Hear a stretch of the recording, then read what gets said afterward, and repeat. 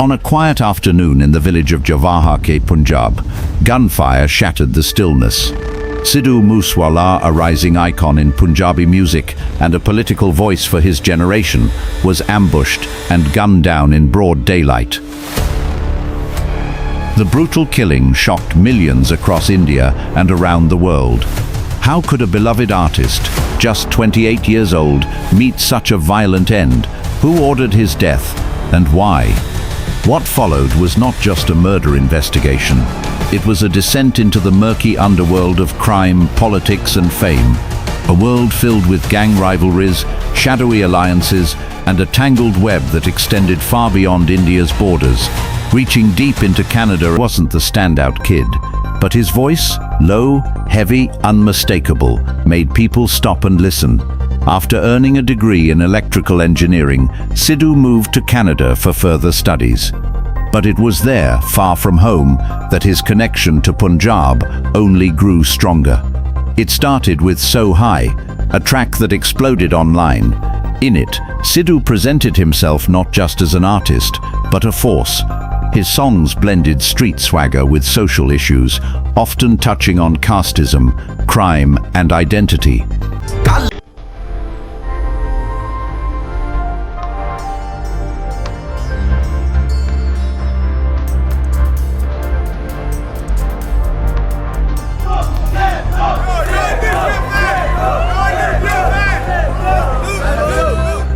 Some called it bold, others called it dangerous.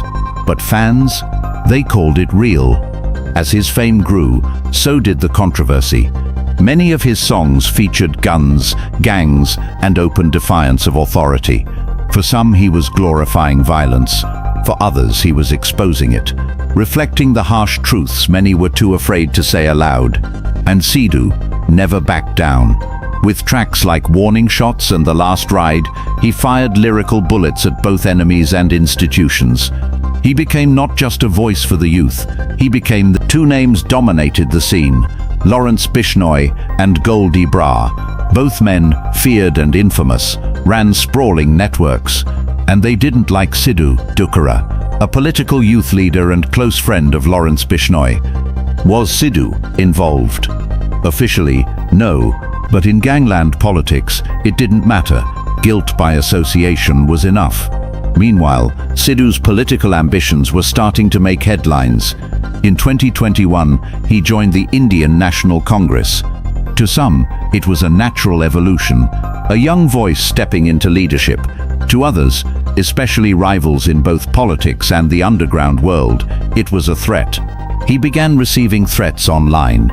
Some subtle, others direct, but Sidhu brushed them off, publicly, at least.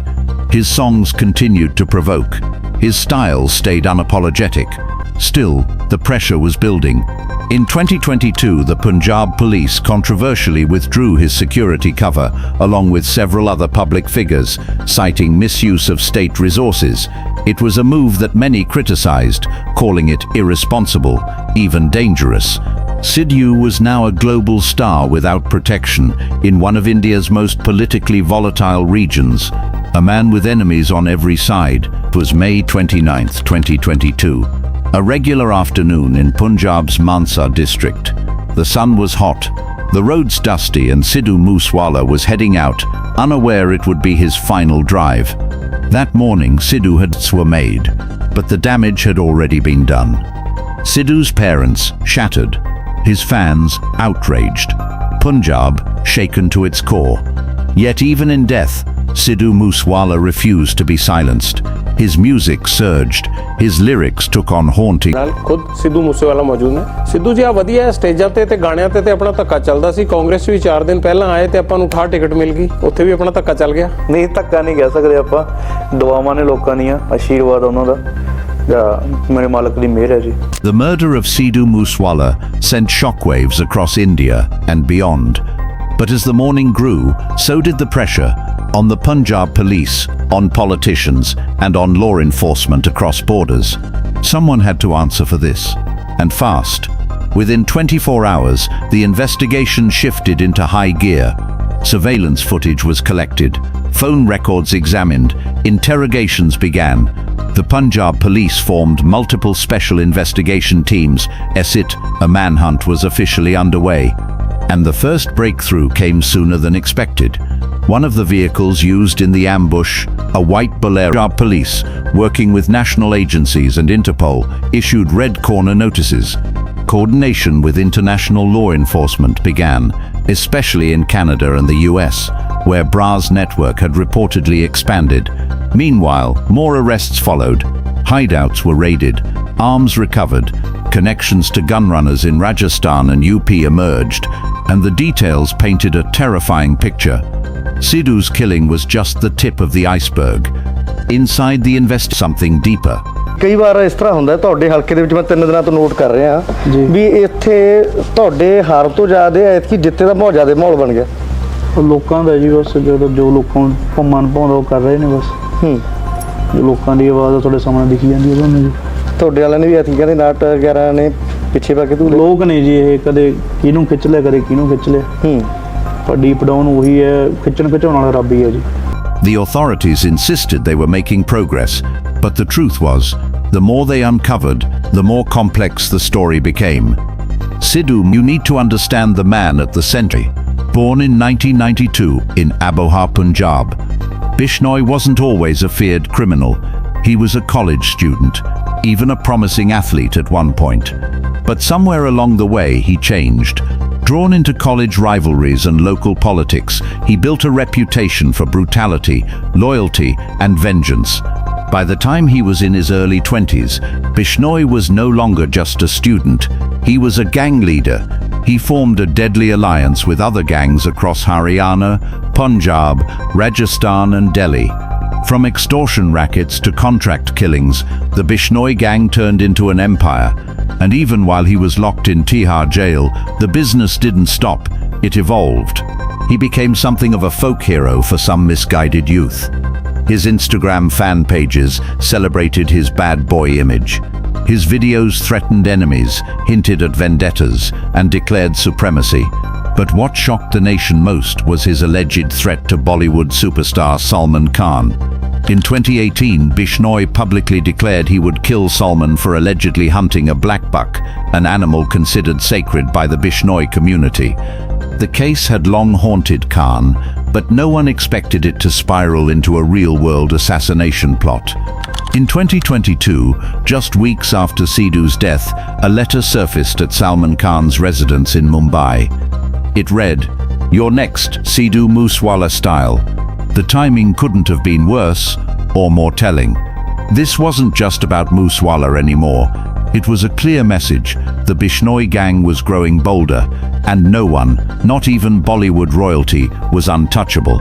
While police tightened security around celebrities and began investigating threats, the web kept expanding.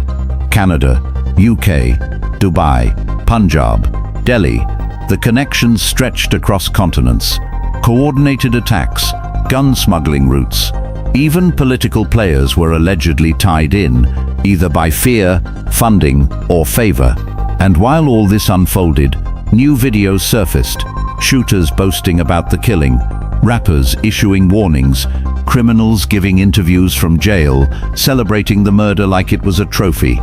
It became clear Moose Wala's death wasn't just personal. It was a public statement. And behind that statement stood Lawrence Bishnoi and Goldie Bra, rewriting the rules of gang warfare in the digital age. The next chapter, bloodier, louder, and far more dangerous. When Sidhu Moose Wala was murdered in broad daylight, it wasn't just a personal loss, it felt like a public betrayal. 24 hours before his assassination, the Punjab government made a decision that would ignite conspiracy theories for months to come. They withdrew his police security. No explanation, no transition, just his name on a list of 424 VIPs whose protection was cut. And then, hours later, he was gone. The public reaction was instant and furious. Protesters flooded the streets. Grieving fans demanded accountability. Sidhu's mother stood strong but shattered, asking only one thing: why was my son left unprotected?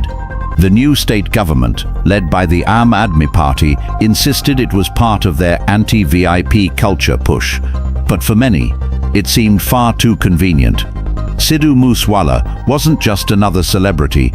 He was a voice, loud, bold, and unafraid to speak on politics, culture, and identity. And days before his death, he had openly criticized the system on Instagram. Was that why his security was pulled? Or was it simply the result of administrative chaos? Whatever the answer, the consequences were irreversible. And what of justice?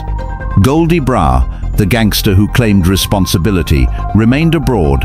Lawrence Bishnoi, the mastermind, continued to operate from jail.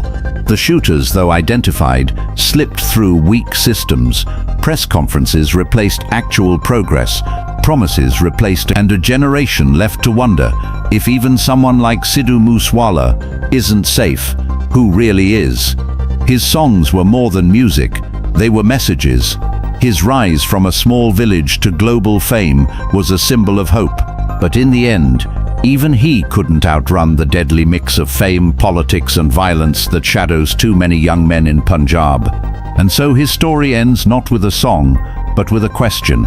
Will justice ever be more than a word in this country? Sidhu Moose Wala's voice may have been silenced, but his message still echoes.